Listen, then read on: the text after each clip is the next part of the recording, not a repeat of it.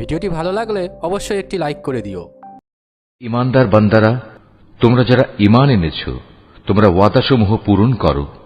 মনে রেখো, তোমাদের জন্য 4 পা বিশিষ্ট পোষা জন্তু হালাল করা হয়েছে, তবে সেসব জন্তু ছাড়া যা বিবরণ সহ একটু পরেই তোমাদের পড়ে শোনানো হচ্ছে। এহরাম বাঁধা অবস্থায় কিন্তু এসব হালাল জন্তু শিকার করা বৈধ মনে করো না। হ্যাঁ, আল্লাহ তাআলা যা চান সে আদেশই তিনি জারি করেন।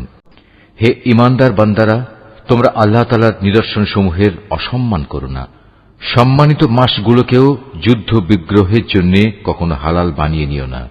আল্লাহর নামে উৎসর্গীকৃত জন্তুসমূহ ও যেসব জন্তুর গলায় উৎসর্গের চিহ্ন হিসেবে পট্টি বেঁধে দেওয়া হয়েছে, যারা আল্লাহর অনুগ্রহ ও সন্তুষ্টি অর্জনের লক্ষ্যে আল্লাহর পবিত্র কাবা ঘরের দিকে রওনা দিয়েছে, তাদের তোমরা অসম্মান করো না। তোমরা যখন এহরাম মুক্ত হবে তখন তোমরা শিকার করতে পারো।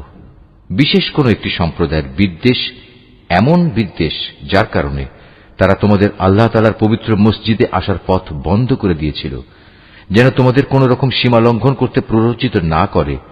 তোমরা শুধু নেক কাজ ও তাকওয়ার ব্যাপারেই একে অপরের সহযোগিতা করো।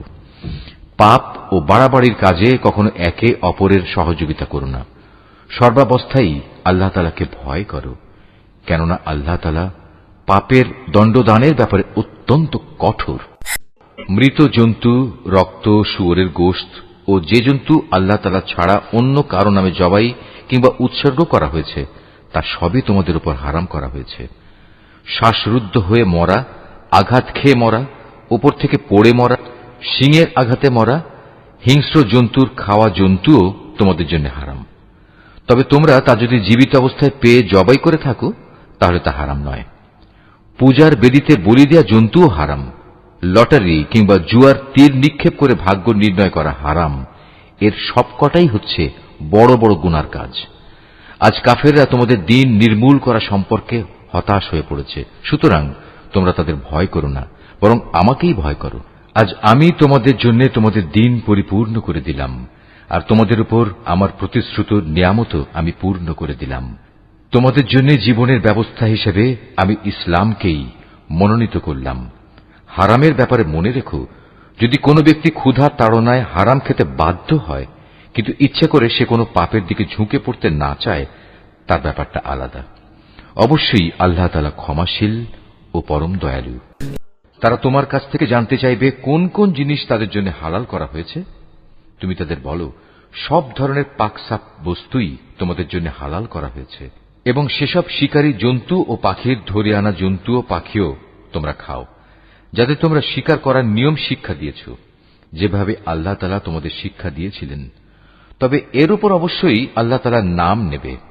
তোমরা আল্লাহ তাআলাকে ভয় করো, আল্লাহ তাআলা দ্রুত হিসাব গ্রহণকারী। আজ তোমাদের জন্য যাবতীয় পাক জিনিস হালাল করা হলো। যাদের উপর আল্লাহর কিতাব নাজিল করা হয়েছে তাদের খাবারও তোমাদের জন্য হালাল, আবার তোমাদের খাদ্যদ্রব্য তাদের জন্য হালাল।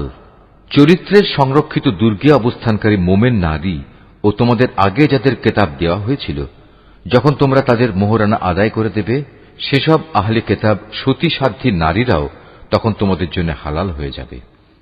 তোমরা থাকবে চরিত্রের রক্ষক হয়ে, কামনা চরিতার্থ করে কিংবা গোপন অভিসারী উপপত্নী বানিয়ে নয়। যে কেউই ঈমান অস্বীকার করবে তার জীবনের সব কর্মই নিষ্ফল হয়ে যাবে এবং শেষ বিচারের দিনে সে হবে চরমভাবে ক্ষতিগ্রস্তদের একজন।